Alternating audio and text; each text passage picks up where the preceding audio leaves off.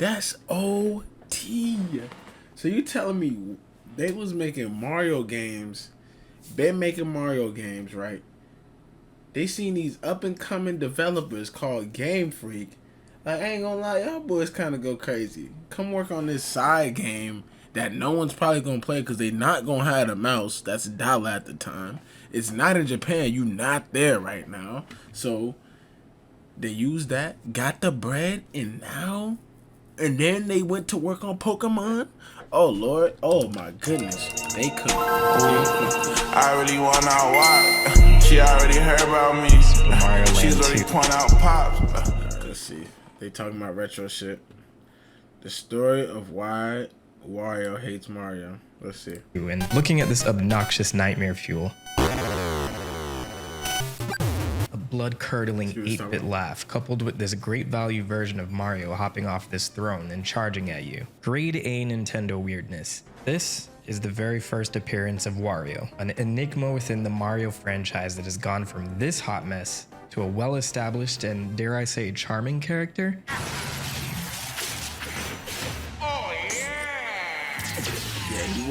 But how did he come to meet Mario and eventually get 2 series that stood on their own feet? Let's dig a little deeper into the origins of Wario and find out. I am the Mentalk, and welcome everyone to Origin Oracle. Kick back, grab he's snapping. Okay. Some snacks, and let's head back in time. Destroy Mario! Wario's debut game was none other than Super Mario Land 2's 6. Okay, I ain't gonna lie, I don't know who you is, but I like how you setting your videos up, young. 1.5 mil, I like how you setting your videos up, young. We could get right with this. Golden coins, released in 1992 for the Game Boy. This time... Hold on, chat. Hold on. Known simply as Mario Land, complete with his own castle and a massive mechanical version of himself. I guess saving the Mushroom Kingdom a couple of times made Mario a very rich man, and possibly a narcissist. Please bring me pizza, and make sure that these boxes are not recycled. The story begins shortly after the events of Super Mario Land, as Mario returns from saving Princess Daisy from the evil alien Tatanga in the Empire of Sarasaland. That's a fact. You should go check that video out. But before Mario can head back to start sipping Mai Tais in his throne room, it looks like Wario has hypnotized all the inhabitants of the island and conquered He kind of quiet though. We gotta turn him up a little bit. Mario's castle while he was away. I also like that the story in the instructions booklet is told from Mario's perspective, who mentions that Wario has been jealous of his popularity ever since they were boys. We'll look more into that later. For now, Mario has to go track down the 6 golden coins that Wario spread around the island since they serve as the keys to his castle. And you'd think Mario would take these with him if Wario's tried this multiple times already. Anyway, Mario sets off to the 6 major zones on his island to get back each of the 6 golden coins, each guarded by a different boss like Witch and Big Bird. I know I complained about the lack of localization for the boss names from the first Super Mario Land, but these are definitely a bit plain. So Mario Land is split up into the Tree Zone, Space Zone, Macro Zone, Pumpkin Zone. This place sure feels haunted. Turtle Zone. Yo, he can't. He's snapping. He can't be doing that.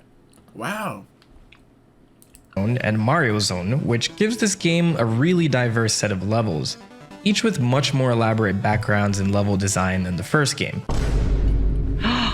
Topanga. Yes, they even featured Tatanga as a boss in the Space Zone, returning as Wario's minion to get revenge against Mario. So while Mario here is collecting the golden coins, let's see how this game and Wario came to be. Super Mario Land 2's development was once again handed back to Nintendo R&D 1, the team responsible for the first Super Mario Land title, and Gunpei Yokoi would return as the producer. This would be yet another title without the involvement of Shigeru Miyamoto, who worked with another department, Nintendo Entertainment Analysis and Development. I cannot lie, them boys was on crack. What made them boys get geeked up, get this smart, and make games this good? Whoa. Chill the fuck out. And why is it as small as this and going crazy? Nigga snap. If you're curious, they were probably working on Super Mario Kart around this time. The developers of Super Mario Land 2 wanted to take another departure from what was already established in Mario titles.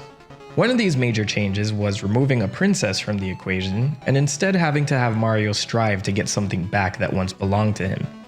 But who would he be fighting against? Well, the team made several attempts to determine this and rejected many designs for the game's antagonist in the process. Hiroji Kiyotake was a young developer on the team at the time and served as one of the directors for the game. He'd be the one to introduce the idea of Wario, with his name being one of the very first things they all agreed upon. The name itself is a combination of warui, the Japanese word for bad, and Mario, and it just so happens if you flip the M on Mario's cap, you get a W. I guess we can thank the alphabet for that one. You're welcome. So Kiyotake would work with the assistant character designer Takehiko. I just personally thought it was just Mario flipped.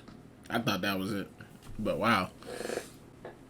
Hosokawa to flesh out the details, wanting to give a Bluto to Mario's Popeye. And seeing they did the same thing to come up with Donkey Kong, Popeye really deserves our thanks for all the inspiration he's brought into the Mario universe. The design would be finalized by none other than Yoichi Kotabe, the lead artist for the Mario series at that time, with him drawing inspiration from both Bluto and Stromboli, one of the antagonists from Disney's Pinocchio. Oh, and if you guys were wondering, Wario weighs 308 pounds, and this is what he looks like on the inside.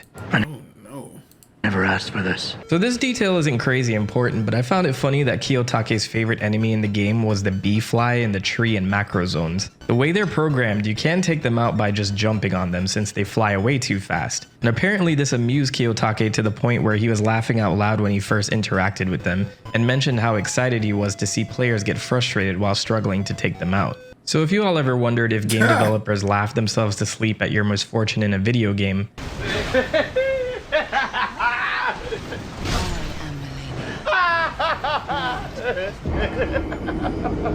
the answer is yes. This game is a classic gem, and even though it obviously serves as a sequel to Super Mario Land, it's an improvement in every possible way. It's lengthier, more challenging, has interesting level themes, and a banging soundtrack by Nintendo's sound veteran and Yoshi's voice actor, Kazumi Totaka. I definitely recommend checking this out if you haven't. Movement in the age it's in. Like, I know it's so but it's just like, let's just be real. Look how that's moving. There's some games to this day that don't move like that. It still holds up pretty well and even has a ROM hack called Super Mario Land 2 DX that gives the entire game a splash of color, which honestly breathes new life into it. Anyway, let's see how Mario's doing. Oh nice, you have the last golden coin. Well, it's off to Mario's castle to finally take down Wario, and we've come full circle with Wario grinding his feet on Mario's couch. This is an interesting boss battle in itself, as Wario goes through 3 phases using different power-ups that Mario has been utilizing within the course of the game. Despite Wario's best efforts, Mario wins the day, and Wario is reduced to a crying mess on the floor. This was a nice touch. But with Mario's castle reclaimed and peace restored to his lands, what happens to Wario? Well, before we get into that, I wanted to take a look at I ain't gonna lie, I did not think bro was gonna look like this. The earliest point chronologically in Wario's timeline. Seeing as Mario mentions him in the manual for Super... Oh, man, I'm saying too much. This cut is crazy. Mario Land, it's safe to say that they've met before, but where exactly did they meet? Well, we'd see their very first meeting in a game known as Yoshi's Island DS. I spoke about this game in more detail in Mario's origin video, but I think we need to talk about it for Wario's sake here. So in Yoshi's Island DS, Bowser goes back in time to kidnap a bunch of babies from the Mushroom Kingdom in hopes to find the 7 Star Children, a set of kids that have magical stars within them that, when collected, can make someone the ruler of the universe. I don't know how that works, but that's what the story says. Baby Mario, Luigi, and Peach are kidnapped by Kamek and the Toadies, but this kidnapping is cut short by the Stork, who's finally had it with these guys coming to kidnap babies. This scuffle causes Kamek and the Toadies to drop Mario and Peach, and they fall into the care of the Yoshis, who go on an adventure to stop Bowser and save all the children. We see baby Wario as one of these babies who was also kidnapped, but the Toadies couldn't take his crying anymore, so they abandoned him in a cave. I gotta say, that's pretty funny. Yoshi, along with the other babies, find Wario and take him along for the adventure. Chronologically, this serves as Mario and Wario's very first meeting. There's not much to baby Wario here, as they based a lot of his personality on his future greedy persona, with him even leaving the group for a bit to join bandits. And later on, he would even feud with baby Bowser for a bit over treasure. Yoshi's Island DS is one of those Mario plots that you don't think too hard about, especially with this baby DK being the source of a lot of debate. but I'll save that rabbit hole for another video. We get a little more context to Mario and Wario's earlier encounters in 1993 from a short comic series called Mario vs. Wario, published within the pages of Nintendo Power issue number 44. Nintendo Power, bro, if you know. The comic was intended to give a little bit more background on why Wario is so adversarial to Mario. And it opens with Mario getting a letter from Wario inviting him to a party at his house so they can catch up after 20 years. So after getting the letter, Mario's actually pretty excited to go visit Wario and takes a moment to reminisce the good times that they had as children on his way there. Meanwhile, we see that Wario never enjoyed their time together, accusing Mario of bullying him the whole time, especially when they played cowboys as children. Out of the 1,255 times they played cowboys, Wario only got to be the sheriff once. You find out most of the misfortune here that Wario is describing isn't exactly Mario's fault, but the grudge has already been born, as Wario intends to get his revenge upon Mario's arrival. Most of the events in this comic has Mario being ambushed by the bosses from Super Mario Land 2, but he just kinda naively stumbles his way through each of these encounters. Like in his fight with Witch, she throws pot lids at him and he ends up latching it onto his shoes. He ends up just thanking her and uses them to walk across water on his way to Wario's. I don't sense any snark here from Mario, I just think he legitimately thinks these bosses are playing around with him. Anyway, Mario finally arrives at Wario's castle and immediately Wario attacks, but just by pulling his air plug on his clothes, Wario deflates down to a much smaller size and once again accuses Mario of always being a bully. This seems to be complete news to Mario and he tells Wario to let bygones be bygones and to stop being a wimp. Maybe Mario actually is a bully. To add insult to injury, the comic ends with Mario whipping out the old sheriff outfit to traumatize Wario once again. So this comic was re-released a couple of times with a reprint in the Super Mario Adventures comic, and later as a downloadable file on the Wario Land 4 website. Speaking of which, this website was called Welcome to Greedville, which apparently is called the hometown of Wario. You had the opportunity to play games at Wario's arcade and earn Wario bucks, and then spend those bucks at the Wario Mart so you can get like wallpapers and screensavers and all that cool stuff. Yo, leave me a comment if you still use a screensaver, bro. I had to take a second to cover Welcome to Greedville because I miss when web pages used to do things like that. I don't think it's clear whether this was supposed to be a simple retelling of Super Mario Land 2 or if it serves as events that happened before that game. I'll let you all be the judge. Either way, it gives us a rare look at some early interactions between Mario and Wario, and this also paints Wario here as a more misunderstood character if anything else. So with Wario being ousted from Mario's castle, Nintendo wasn't finished with him yet, with the team at Nintendo R&D 1 coming together again to make his very own title. There was one game in between that wasn't made by them though.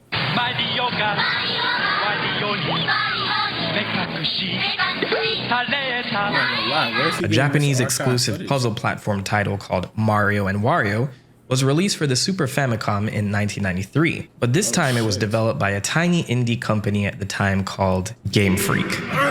Oh shit. Yeah, so not only was this exclusive in Japan, but you needed a Super Famicom mouse to play. Essentially, Mario, Peach, Luigi, and Yoshi are looking for some forest fairy to find happiness. I guess they were all going through something at that time. Anyway, they lose Luigi, and while heading off to find him in the forest, Wario just throws a bucket from the sky onto Mario's head. Mario. I don't know, I think Mario deserves this. Anyway, instead of pulling it off his head, you control the forest fairy Wanda with the mouse, helping to guide him to Luigi at the end of each level. It's a pretty simple concept, and this game doesn't really give any extra details on Wario himself, but I thought it would be interesting to bring up, seeing as this is one of the smaller titles Game Freak put out at the time to bring in some cash to work on the first Pokemon title. They did also work on a Yoshi game before this, simply called Yoshi for the Game Boy and NES, which would serve as their first contract with Nintendo, so to an extent, Mario, Yoshi, and Wario all played a part in getting Pokemon off the ground. How about that? Okay, now let's talk about Wario. You know how OD? That's OT. So you telling me they was making Mario games, been making Mario games, right?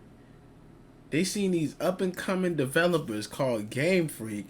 Like, I ain't gonna lie, y'all boys kind of go crazy. Come work on this side game that no one's probably gonna play because they not gonna have a mouse. That's $1 at the time. It's not in Japan. You not there right now. So they used that, got the bread, and then they went to work on Pokemon.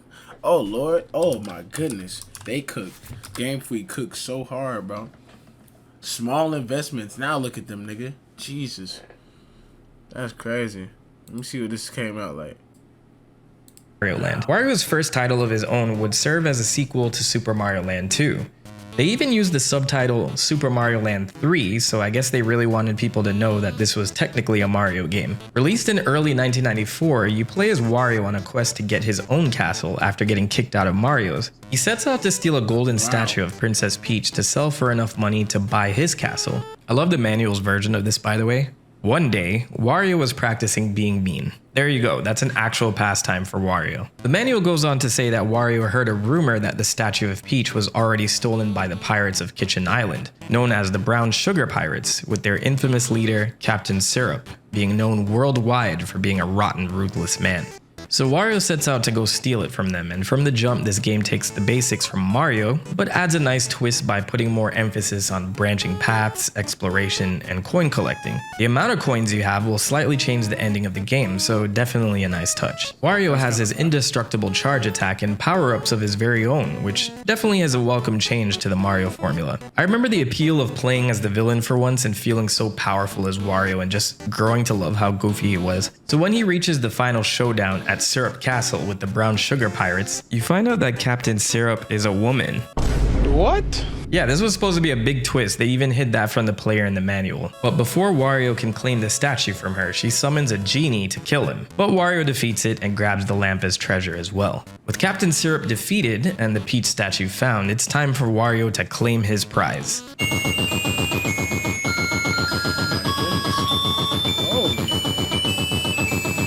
Oh wow, maybe Mario is actually a bully. I'm just kidding. I know he's just reclaiming the statue, but this is a pretty funny cameo nonetheless. It's okay though. Wario has a whole genie to grant him wishes now, so in the end, he still gets his castle, but he has to pay the genie with all the money and treasures he's gathered on his adventure. Yo, killing me with this! So depending on how well the player does, the ending changes here, with the best options being a whole planet or a castle. And if he really sucked at the game, the genie will give Wario his very own birdhouse. For some reason, this seems like the more fitting ending. And so that ends Wario Land, solidifying him as a permanent character in the Mario universe. The success of this game opened the door for a whole Wario Land series, with the follow-up game Virtual Boy Wario Land being released for the Virtual Boy in 1995. Now I won't go down the whole Virtual Boy rabbit hole in this video, but just know this system was Nintendo's attempt at a virtual reality console, but everything about it was rather lackluster. Gunpei Yokoi, creator of the Game Boy, was the head of this project and by extension got some of the Wario Land team to develop Virtual Boy Wario Land, bringing Wario back for another treasure hunting adventure. Ultimately, the Virtual Boy was dubbed a failure and discontinued within a year, only selling 770,000 units within its lifetime. This was unfortunately when Gunpei Yokoi would step down and leave Nintendo, but not before he helped complete the creation of the Game Boy Pocket. Tragically, he'd pass away a year later after being struck by two automobiles while checking the damage on his car after a minor fender bender. Say what you will about this man and the Virtual Boy, but he was one hell of an inventor. Rest in peace, Yokoi-san. Despite the failure of the Virtual Boy, the Wario Land series would go on, spawning several other titles that now place the focus on Wario's treasure hunting adventures. He was checking his games car. Introduced totally different. He was checking his car, and then two other people struck him. Jesus. Enemies and characters from what we've already seen in Mario's games, giving Wario Land titles their own charm and identity. And I gotta say, Wario World for the GameCube has probably one of the best pause screens of all time because of this song right here.